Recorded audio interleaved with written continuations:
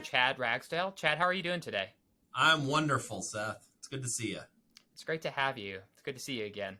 So let's go ahead and jump right into it. First off, what initially drew you to the ideas surrounding technology and social media and its impact on the church? Well, I mean, I can answer this question somewhat regularly, and the answer that I give is that in higher education, one of the things that you recognize is that oftentimes people will gravitate towards studying certain things as a way of trying to figure out their own life. So that's definitely true. You know, like our psych and counseling majors will testify to this. Like what draws them to psych and counseling is just a deep, abiding desire to figure out kind of how to help themselves, and in the process, how to help other people, you know? So I think academically, we're all attracted to particular fields of study as a way of trying to figure out our own place in the world, if I could get philosophical like that. And so for me, that was definitely the case with technology. I did not approach my studies in technology as an expert or as someone who has it all figured out. Actually, it's quite the opposite. The reason why I was so attracted to it is because I recognize within myself the uncomfortable presence of technology in my life and the way that it affects my way of being, my way of thinking, my way of interacting with other people. I have 3 teenagers, so I certainly, they're awesome. They're great. But I certainly, with them and with their generation, I see how technology and social media in particular is affecting their way of being in the world. And then just, being here at Ozark, training men and women for Christian ministry, I became really interested in how technology is affecting us, not just as individual disciples, but how it might be affecting us collectively as the church. And so I guess my short answer to the question is the reason that I gravitated toward it is trying to figure out for myself just what influence technology was having on my way of thinking, my way of being, etc. Well, I think we often assume that technological progress is inherently good. I mean, that's why we call it progress. It's an inherently positive term. Do you think that Christians have a unique view on this, a unique approach, or should have a unique approach to what technological progress is, or whether it's inherently positive or negative? Gosh, that's a huge question, John. So basically, my approach to technology, I see it through the creation, fall, redemption rubric of Scripture generally. That, you know, we were placed in the garden to multiply and to rule, with those 2 creational tasks. And I think that technology serves both of those creational tasks in a, what I would call, in a good way. But just like sin has affected every other part of our being, causing alienation with each other, alienation with the world, with God, etc., technology is subject to the same effects of the fall, just generally. So I think a Christian in all sorts of things, not just with technology, and I think you guys would both agree with this, like a Christian should try to avoid simplistic thinking on all sorts, on a host of issues. And so I would tell anybody asking this question, just the quick answer that I would give is it's neither good nor bad because of the realities of life in this world and the realities of the human condition. There was a time especially in the Middle Ages, this became really popular in some circles in Europe, where there was a technological apocalypticism. Without boring your audience too much, basically there is this idea amongst some people that one of the consequences of the fall was that Adam, pre-fall, possessed not just an intimate relationship with God, but he also possessed an intimate understanding of the world. And so Adam was basically a master craftsman. So he possessed all engineering, all mathematical, all mechanical knowledge. And one of the consequences of the fall is that it wasn't just a spiritual fracture. It was also, we lost that knowledge. We lost access to that knowledge. And so the story of humanity is the story of trying to gradually over time reclaim that knowledge, the lost knowledge of the mechanical arts or whatever. And so this affected a lot of utopian and at times apocalyptic thinking in the Middle Ages, such that some people were of the opinion that technological progress would walk side by side with spiritual progress in the world. And that sort of thinking definitely punctuates the way that American Christians have come to think about technology. That I think the average American Christian throughout the last couple hundred years would see technology as an unqualified good, that technology is an instrument used by individuals and by churches collectively to advance God's kingdom upon the earth. And so America, especially evangelical Americans, have had sort of a eschatological view of technology insofar as always thinking in terms of how it's going to help to usher in the kingdom. And that goes back for hundreds of years. Now, I don't think there are different things about that perspective that I would actually agree with. I think there is an instrumental value of technology in spreading the gospel, making the name of Jesus known.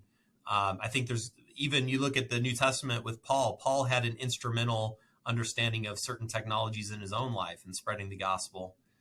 But again, I think one of the fundamental problems with that is that it's naive to the reality that you can't ever accept a new technology into your life and into your world without that technology in some way changing you or reshaping you into its image.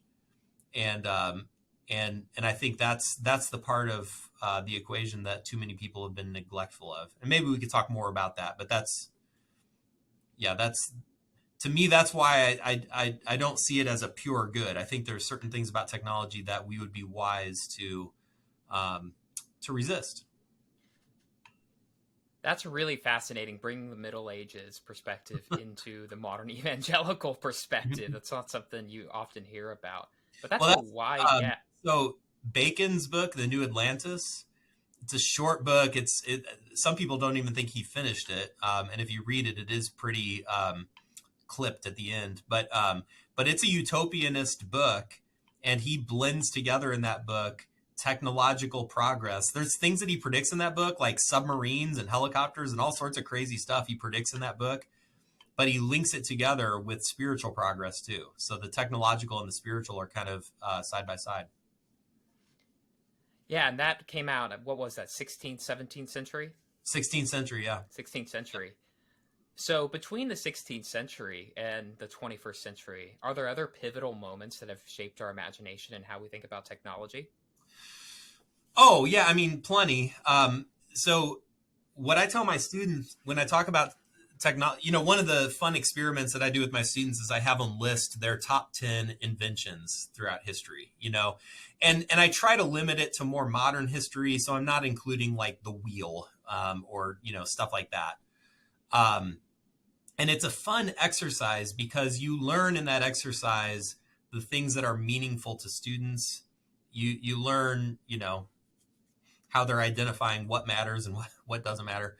But the way that I frame up that discussion is, it's a consequential invention if it literally changes what it means to be human. So like that, like one of my complaints with a lot of like Marvel movies and stuff like that, and this is why they have to dabble in things like the multiverse or time travel or whatever, is because they introduce technologies in so many of those movies that literally, if that technology actually existed, everything else would have to hit the pause button and all relationships in society would be restructured and reordered around that invention. You know, like there's, I know we're going off track here a little bit, but you know, there's that scene in the first Avengers movie where the sky opens up and all of a sudden we're being invaded by an alien army. And at that point, I'm like, you can't snap back to zero after that happens. Like, no, that happened. Like everything after that point has to be wildly different, you know? And that's a consequential technology, is whenever something's invented and it just changes fundamentally what it means to be human. And so for me, there's a handful of them. Printing press, it was a consequential moment, consequential invention that changed the definition of being human. I would also put the internal combustion engine on the list as well, because that led to steam transportation was difficult and not really cost effective, especially for private individuals. But the internal combustion engine shrunk the size of the planet. It changed the way that we thought about time and space. People didn't think about time and space in the same way at all that they thought about it after the internal combustion engine. And that led to airplanes and obviously everything else. I would also put the microprocessor or the microchip. That was a consequential moment. But Seth, I think we're living through another one of those moments. I think the advent of what a lot of scholars call Web 3.0, which is the mobilization of the internet. So back when I was I started college in 1996. That's how old I am. So the internet it had been around for a few years, but it was still slow, generally speaking. You had to go to a designated location to use the internet. This is the era of like internet cafes. Like you would actually go to a place, pay money just to sit down at a computer and surf the internet. My college didn't even have internet access my first 3 years. It wasn't until I was getting ready to graduate that the college provided internet access to all of its students. So it was a novelty. It wasn't the center of our life. It was more of a novelty. The reason that a lot of people identify Gen Z as beginning in 1995 is that anybody born after 1995, the reason that date is chosen is because Windows 95 came out that year, which made the internet ubiquitous on all computers. And so anybody born after 1995, I think that's not, when were you born, Seth? What year 91, September 91. And John, what year were you born? I'm just going to say I was born in the 80s. In the 80s. Okay. So you would still technically be millennials, I guess. But anybody born after 1995, they can't remember what life was like before the internet. And specifically, many of them can't remember what life was like before they had the internet strapped to their hip at all times every day. I think we underestimate actually just how much Web 3.0 has fundamentally shifted what it means to be a human in the world.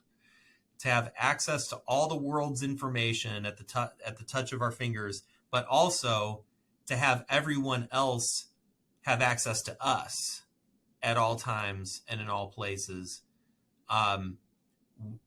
It's shifted what it means to be a human. And I think it's shifted even the ways that we think about discipleship, the way that we think about church. So I think we're in the midst of one of those key transitional moments. And I don't know that we really know how it's going to turn out. I think people living in the 15th century when the printing press was coming out, if you ask them, hey, how much is this changing about life? I'm not sure that they would have been able to give an answer because they were still in the midst of it. But I think 100 years from now, we'll look back at this as being a very consequential time. I still remember as a young kid, and the first time that I was able to, on my dad's phone, look up the score of the St. Louis Cardinals game. Yeah. And I just thought that was the coolest Amazing. thing Yeah, ever. it's amazing. Yeah.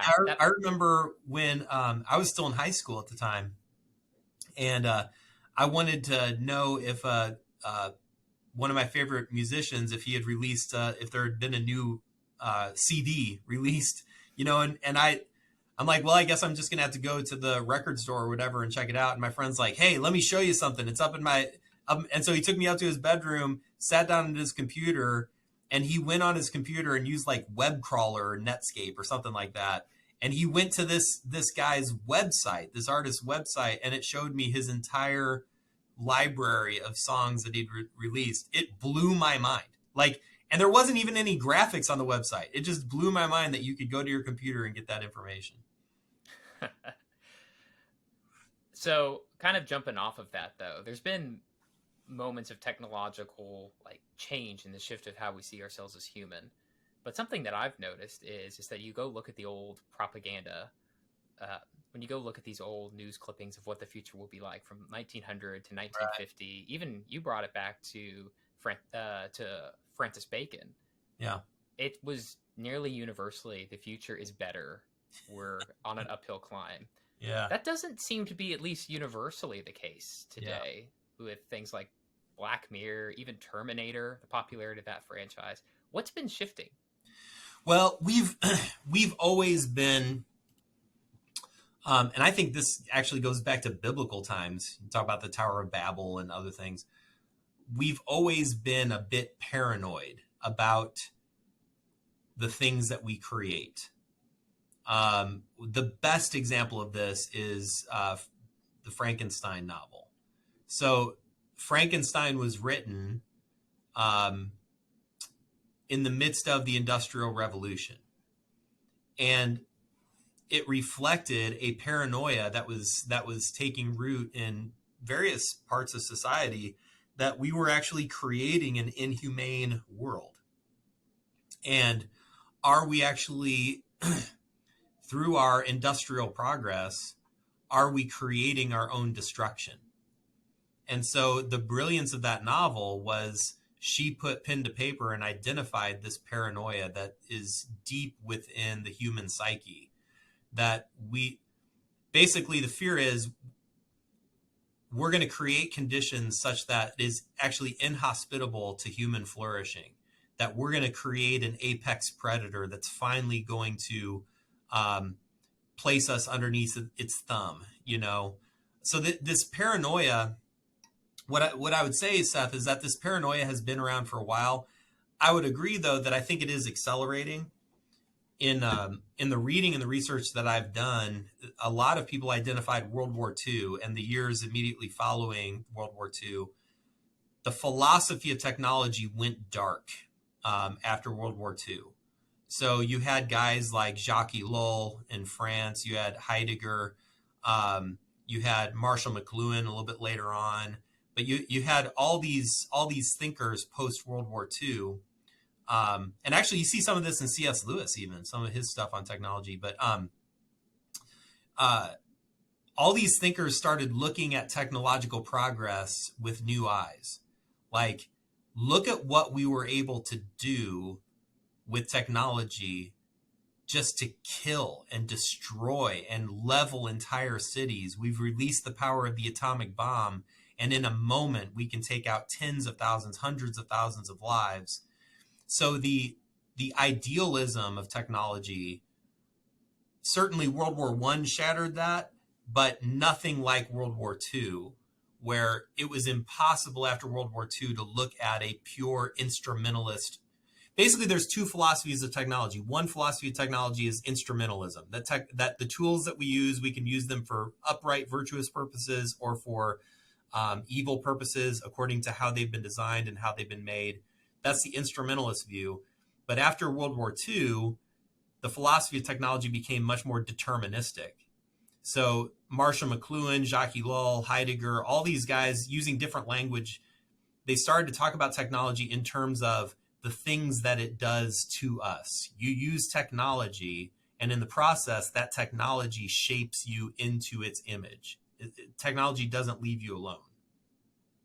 Now, the reason that I think this paranoia is increasing in our day is because we are creating inhumane systems. There's something within us that knows living a purely virtual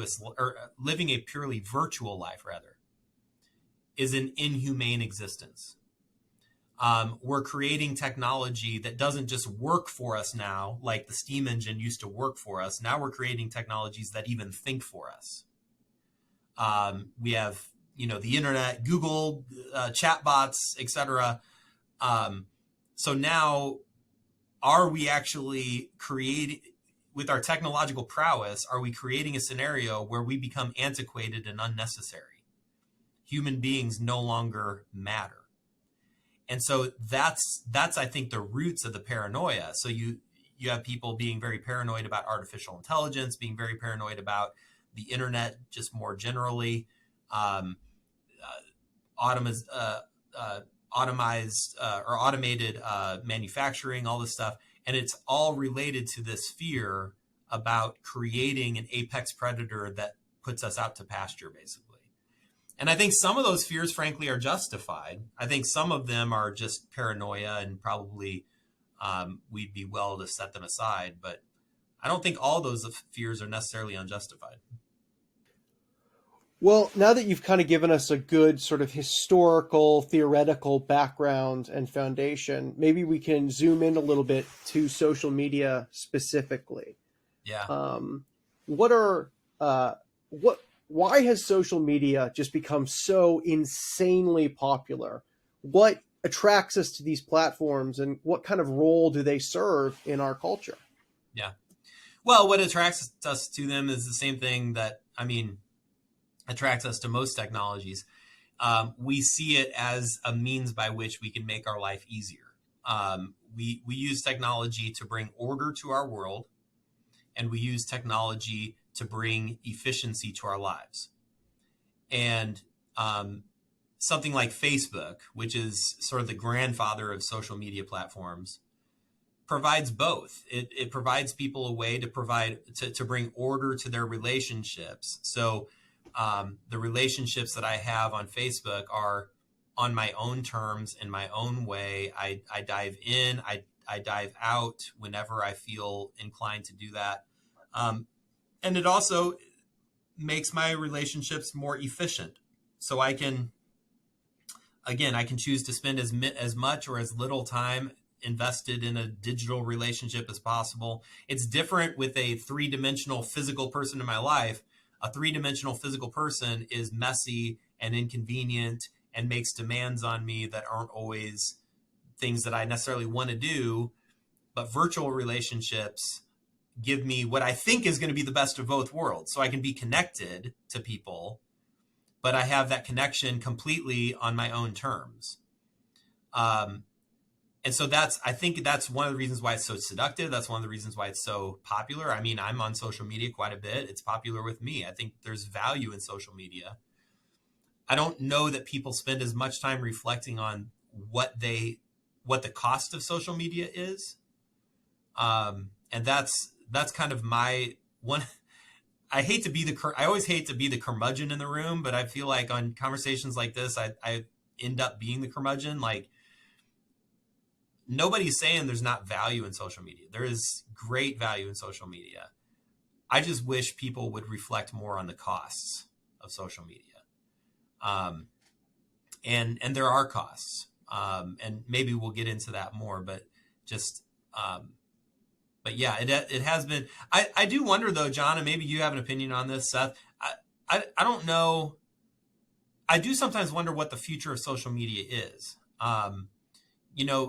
This is a social experiment that hasn't been going on very long. Facebook became really available to everyone as recently as like 2007, 2009, kind of in that neighborhood.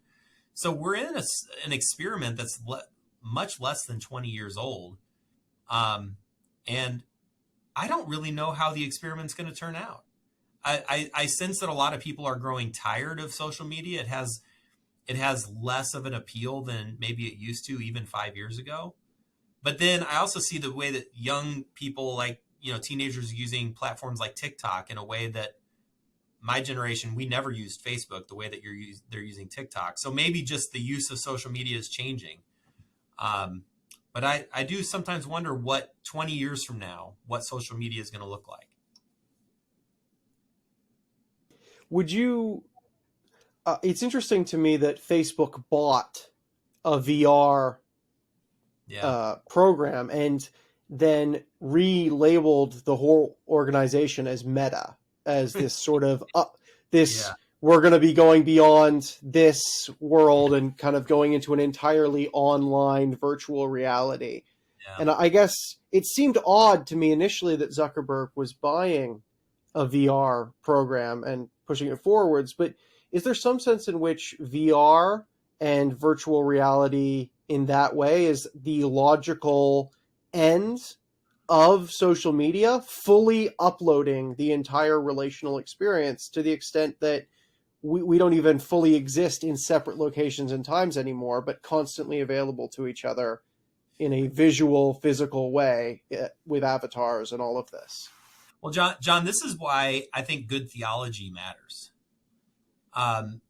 Because I think it's good for us to reflect as individual disciples and collectively as churches, to reflect on what does it mean to be a human being in this world? What does it mean to be connected in community?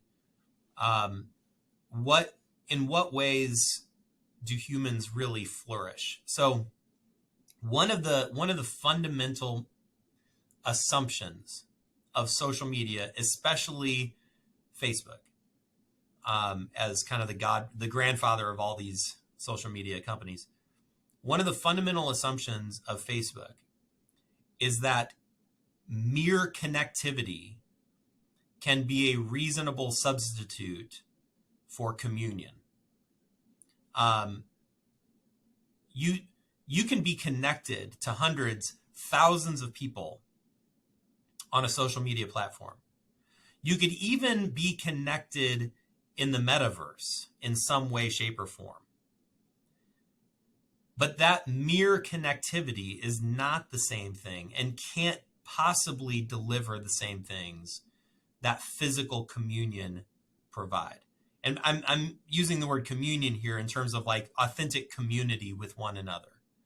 So now this platform that we're on right now, we can hear each other, we can see each other. Certainly the multifaceted nature of this platform lends itself better to communion than just if we were just texting or if we just saw each other's social media posts or whatever. So whenever you add senses to the experience, you're enhancing your ability to experience true communion. So Zoom is better, for instance, than just Facebook or whatever the case may be. But you're never going to be able to cross the threshold from virtual relationships to real, authentic communion, no matter how much these tech companies try to provide that. And I think churches, not to go off on some rant, but I think churches that neglect this fact are really doing themselves and ultimately the kingdom a disservice, because technology can be used in all sorts of wonderful ways, to share content with people, to connect with people in certain limited aspects. But if you misunderstand technology as being the gathering place of the church, I just really got to question your assumptions about what community really consists of and how we've been created as embodied human beings intended to live in embodied relationships with each other. One other thing on this too, Jonathan, on the metaverse sort of thing, Zuckerberg's a capitalist, so anybody that runs a company like Facebook is always looking for ways to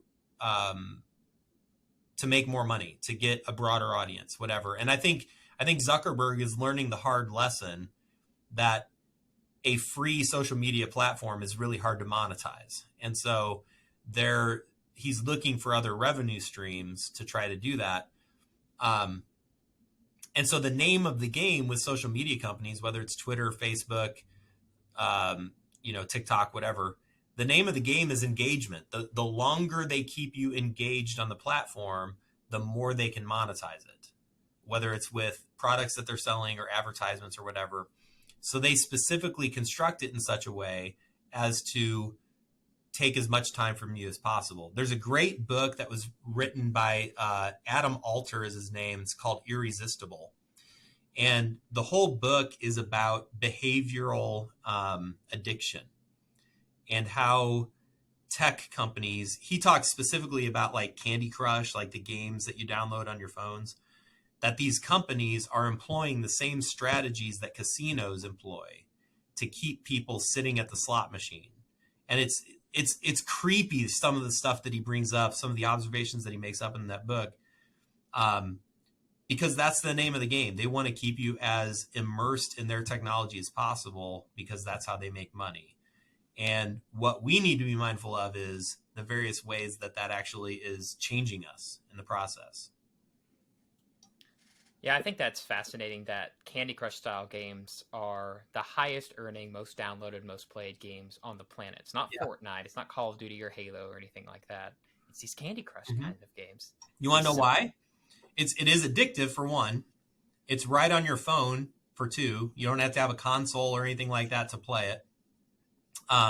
But also it taps into a market that Halo never was able to tap into, and that's the female market.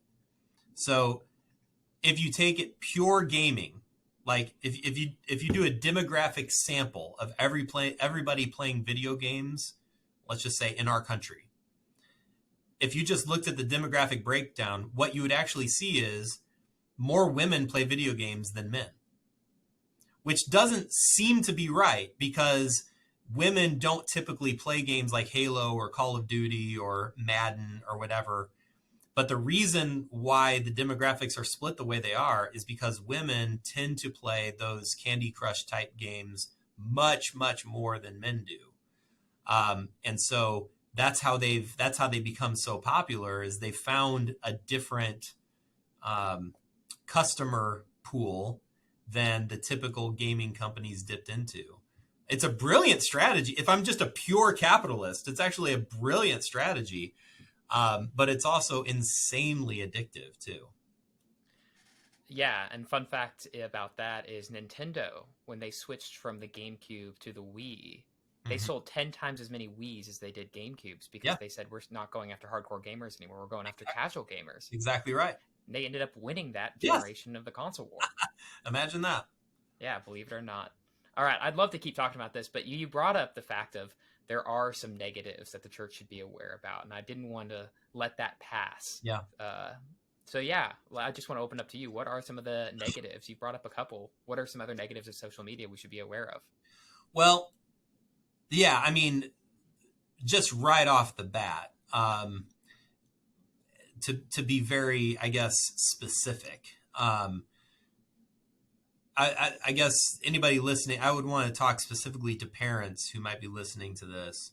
The data is pretty convincing, and it's pretty compelling that there is a relationship between time spent on social media and various mental health problems. Now, I've got to tease that out a little bit. What they've actually found is young people who were already struggling with some mental health issues in their life, they will tend to gravitate more towards social media as a coping mechanism, as an attempt to self-medicate, which is precisely the wrong thing to do. It ends up making all of their issues worse. There's some data that suggests that young people who are pretty well squared away relationally and emotionally, etc., that they can use social media in a more benign way. It doesn't seem to affect them in the same way. But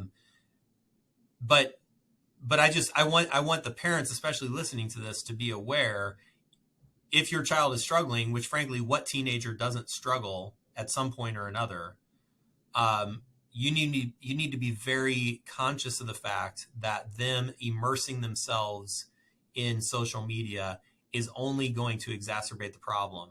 And I see so many parents doing the opposite. Oh, my child's struggling. What I need to do is I need to give them a phone, unrestricted access to the internet, because if I don't do that, it's actually going to make things worse. They're going to feel more alienated, more out, so I need to give them as much as I can give them because that's going to make it better. And actually you're giving your kid poison when you do that.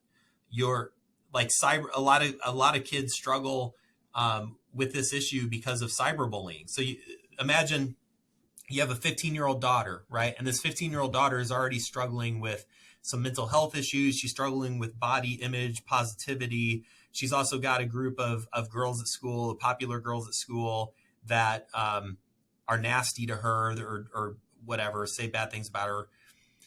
And so what does she do? Well, in order to self-medicate, in order to feel better about herself, she just dives deeply into her phone because that's controllable. That's a diversion or a distraction from some of the other things that she's thinking about. So rather than having a conversation with her parents, rather than going out and hanging with her real friends who treat her well, she decides to enter into the cave of social media. And what she sees when she goes there is she sees those same popular girls that mistreat her at school. She sees their ideal life presented for all to see on Instagram. Everything is filtered and edited and perfect, and they're with the right people in the right places. Meanwhile, she's a loser at home by herself on her phone. She immediately feels worse about herself. Then she accidentally, or not accidentally, but she posts something on Instagram that presents her in an unfavorable light. Maybe it's not a great picture or whatever.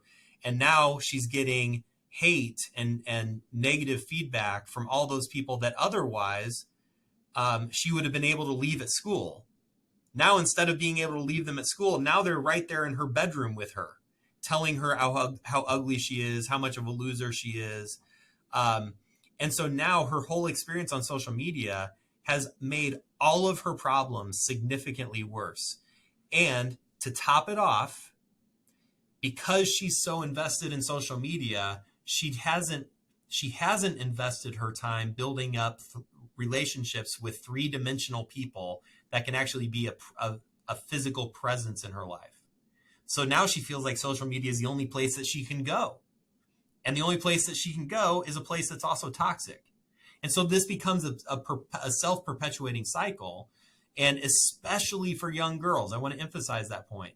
This is a problem that the data says this is a bigger problem for young girls than it is for guys, partly because guys don't spend as much time on social media on average as girls do.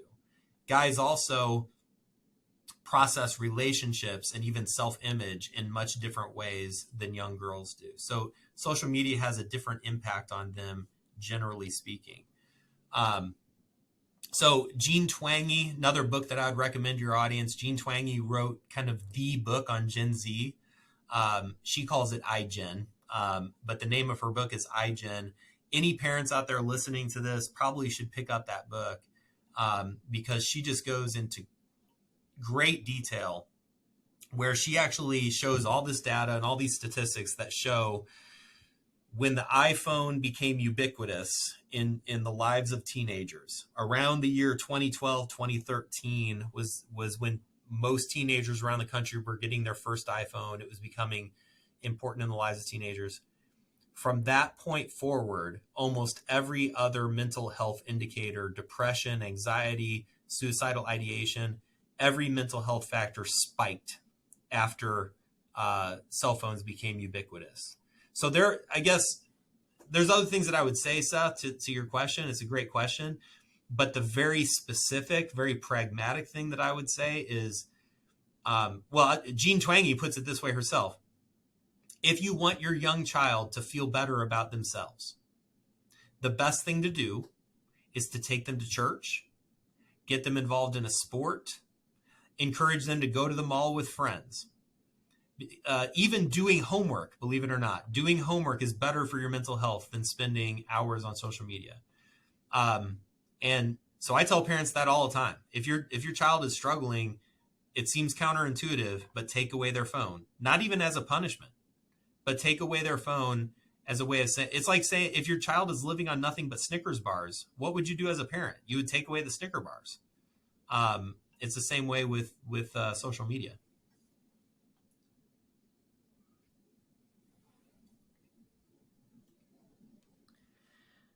That's really awesome. Thanks so much for that, Dr. Ragsdale.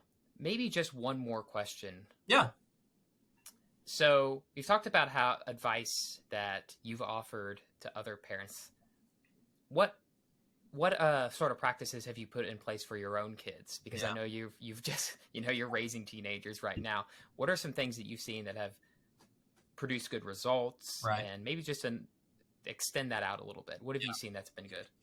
Well, it's tricky, and I get this question a lot. And the first thing that I say to people, not as a way of ducking the question, but the first thing that I say is families need to come up with habits and with rhythms that really fit who you are as a family. Um, I'm a little bit hesitant to being too prescriptive about like do this or don't do this or whatever. Um, we as a family, we have kind of a no social media rule until at least your sophomore year of high school. I would frankly like it to be after that. But I allowed my daughter to get Instagram only after she watched The Social Dilemma on. I told her you have to either watch The Social Dilemma on Netflix or you have to read my dissertation. And so she chose to watch The Social Dilemma on Netflix. But so that's kind of our rule. My son, like I said, there's a difference between boys and girls. My son has some social media. He's 18, but he's not on it hardly at all. For boys, the temptation with technology is different, as you probably know. You know, the temptation is not necessarily to waste hours on social media, but boys watch a lot more YouTube than girls do, typically. That's not always the case, but typically they do. Boys are more easily seduced by internet pornography than girls are, as a general rule. Again, not always the case. So we have a no social media policy. We have a no phone policy until like junior high with families. And this is the thing, like it does get complicated, you know, because most of us don't have landlines at our house. And so I had to get my youngest daughter a phone well before I felt comfortable giving her a phone, just because she was at home alone enough that she needed a phone.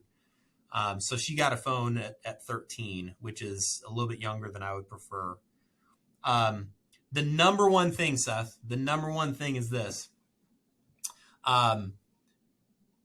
If you are a parent, you have to put restrictions on their smartphones. One of the main reasons that we've chosen Apple, I'm not an Apple like fanboy or whatever, but Apple tends to have really robust parental controls on iPhones. And so with all three of my kids, they just know as long as they're in my house that there will be parental restrictions on their technology.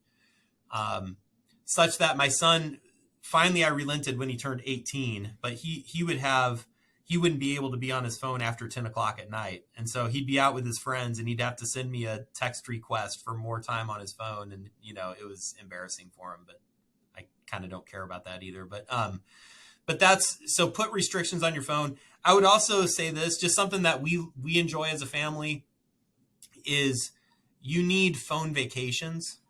You need times during the day when your phone is not available.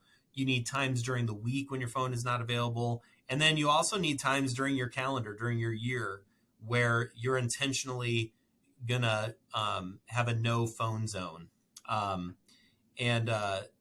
That's, for me personally, Seth, I feel digitally tethered to my phone, as I'm sure most people do, most of my day.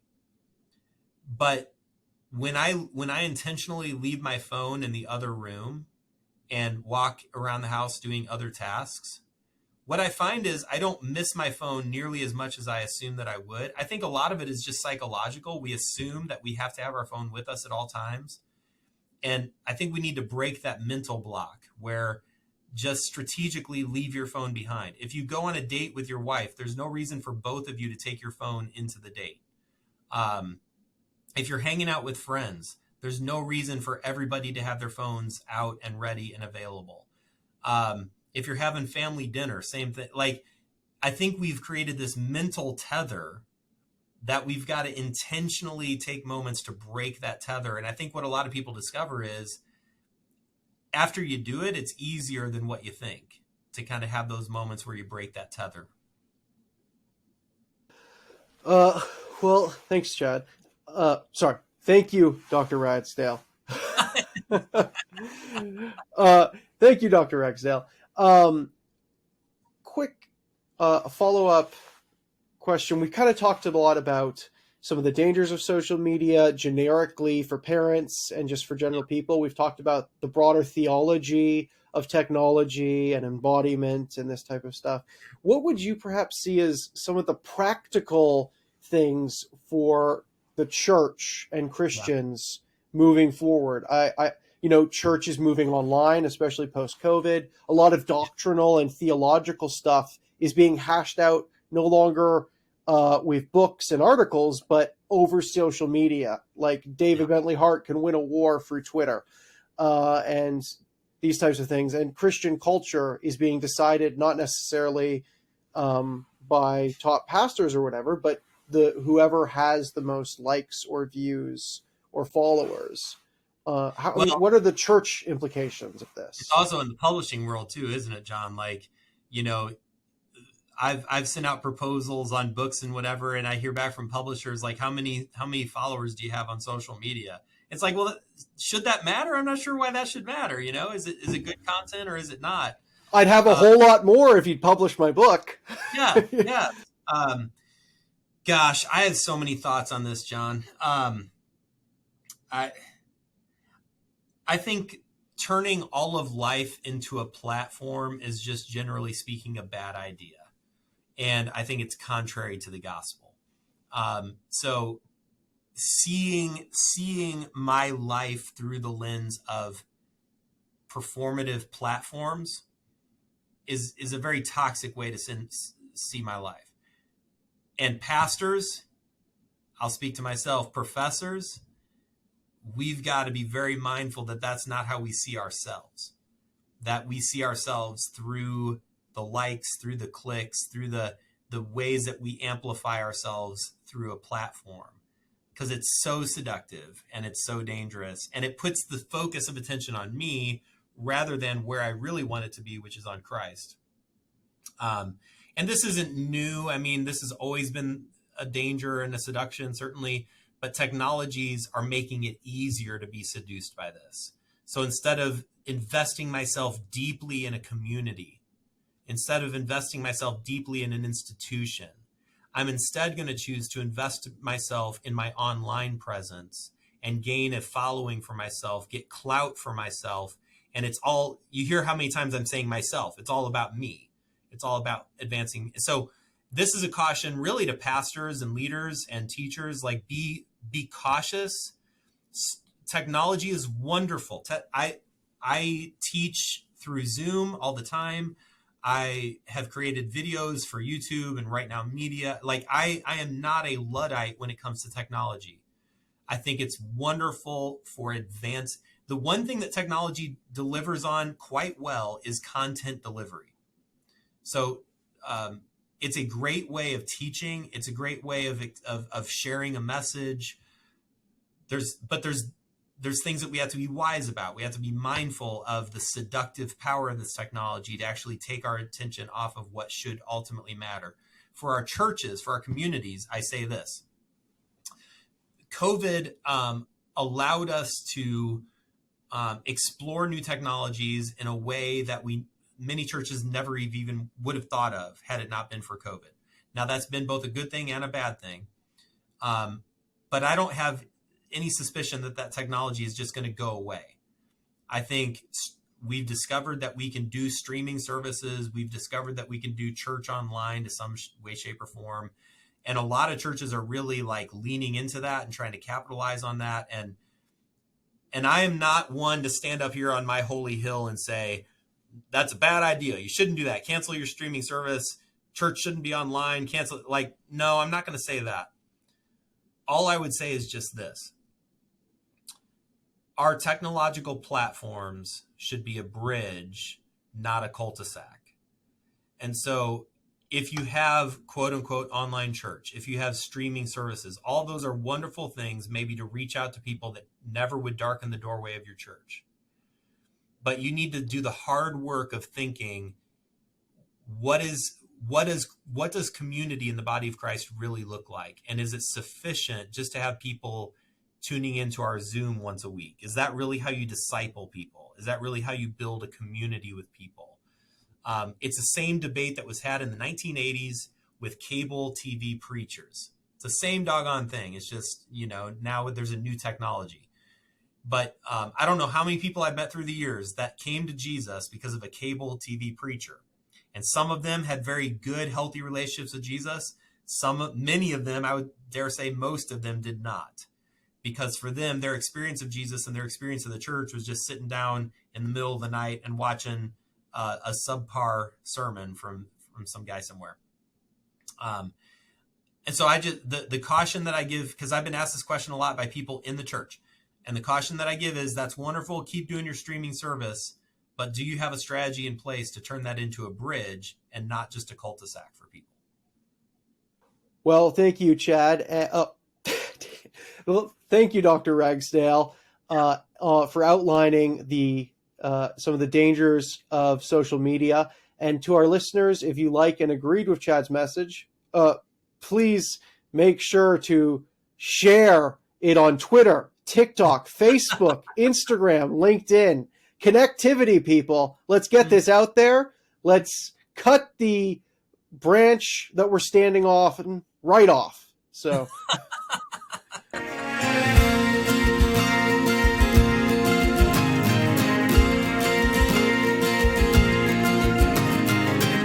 Thanks again for listening to the Spiritually Incorrect podcast. If you like what you heard, please consider subscribing and leaving us a 5-star review. We're an up-and-coming podcast, and every little bit helps. Also consider joining our Patreon page.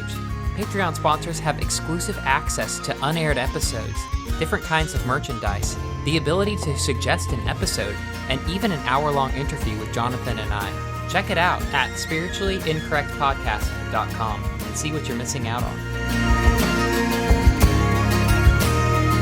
Sound effects from zapsplat.com. Special thanks to Jordan Birch, whose song Starry Night provides the intro and outro for this podcast. You can hear more of his music on YouTube or Spotify.